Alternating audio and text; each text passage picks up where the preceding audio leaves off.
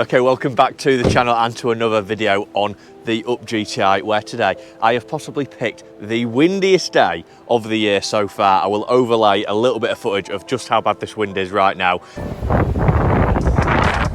But yeah, hopefully I've had to use different mics today, so I'm on the Rode Wireless Go's, as you can see here, with the little windshield on it. So hopefully that means that we'll still get some pretty decent audio. But enough of that.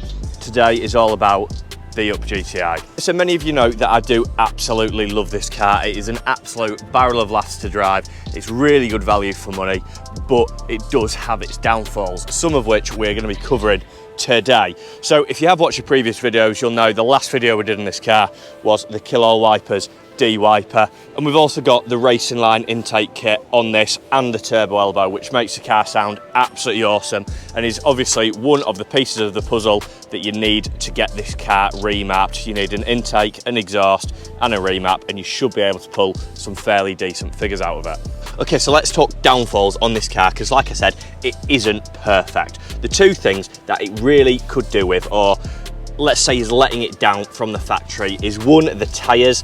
To get the quoted miles per gallon, it comes on some like Goodyear efficient grip tyres, which are, to be honest, not very good. They're always spinning, always knocking the traction control on, and it really just spoils it. So if you have watched the previous video, we did get some wheels for this car. We haven't revealed them yet, but there will be some new tyres on the way for this car, but more on that later in the video. Now, the other downfall to this car is the one that we are going to be addressing today. The car suffers quite badly from body roll when you go around the corners. The springs are really quite soft, and to be honest, the ride height for a GTI is, it's quite high to say the least. Unfortunately, you've only got two options for these cars, as far as I know, in terms of performance suspension. You can either get the lowering springs, which is what we've got, or you can get the coilovers. Now, if I move my coffee out of the way, feeling like this is quite relevant today, rather than when I'm working on the old Audi. Most important tool is that, a proper coffee. So this is what we're dealing with today. We've obviously got the Eibach springs, exactly the same as I put on the A3. The only downside is the maximum lowering you can get on the UP GTIs is 15mm. So that's what these are, the 15mm Eibach lowering springs. And we're going to hopefully get them fitted today and see what it drives like.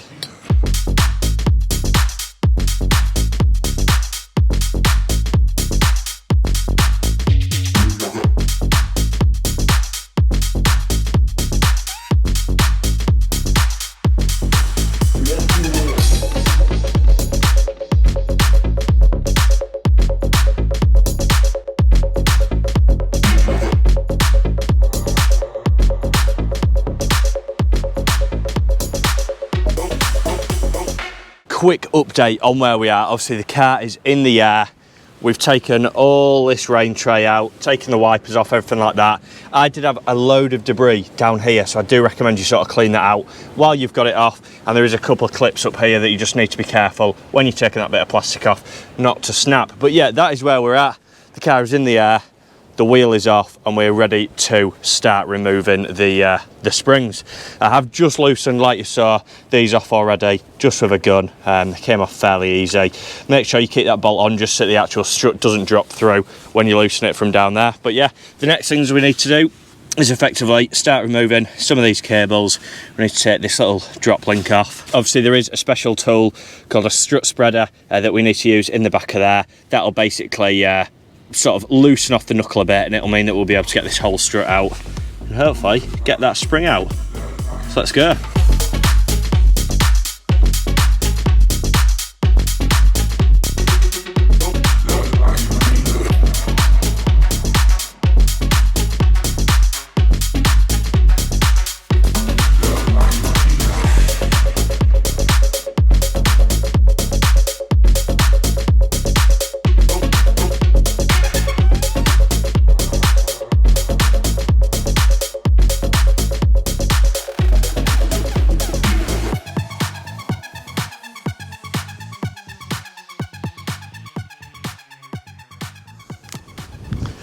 Okay, so after a bit of a fight we are there, and the strut and the springs are all completely off. So the next thing you need to do is basically just remove the spring from the strut. You will need some sort of spring compressors for this, unless you're brave. Yeah, the wind has picked up substantially, so it's even windier now, but I'm going to show you quickly just how to get the spring off the strut. So like I said, the first thing you will need to do is compress the spring like I've done here, just enough so that basically it's just needs to it enough so basically everything is loose up here and that spring isn't going to fire off. On the ups it's a 21mm, so you just want to get that on the end of there. Make sure you're going the right way. And then there we go. Make sure you keep that in order. Like that. And then it is just as simple as taking your spring compressor off. And there we go. That is one of the springs done. So that's one we're taking off. That is the one we're putting back on. You will notice they look pretty much the same, but there is obviously more coils and closer together on this. So 1, 2, 3, 4, 1, 2, 3, 4, 5. Yeah, 5. We'll go with 5. And then you will notice there is like a little divot just in there where your spring sits in. Make sure it is seated in there properly. And then we simply put all the top bits back on in reverse. Make sure that everything's sort of seated nicely, and then we just tighten that top bit up and it's ready to go back on the car.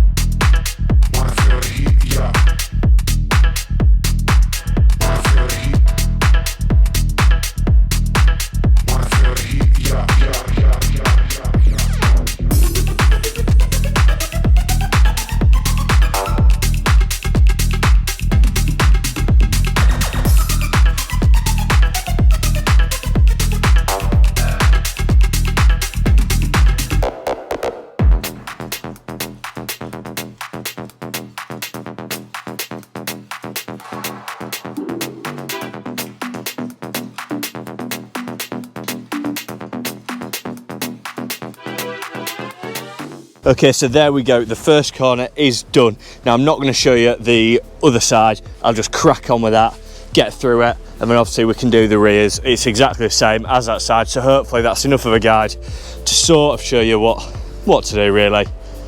If not, I hope you enjoyed watching anyway. Stay tuned, here we go, next side.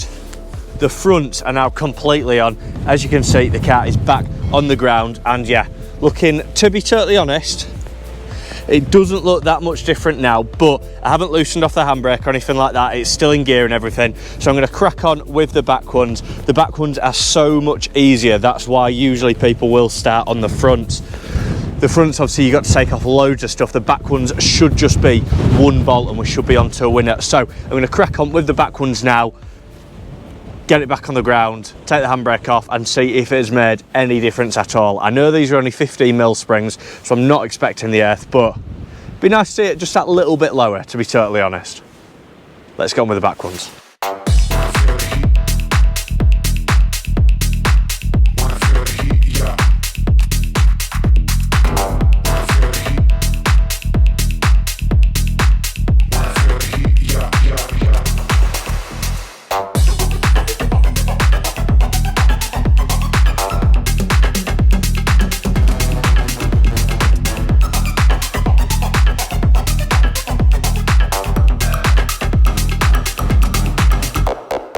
Okay, so we are completely done. The up is now back on the ground.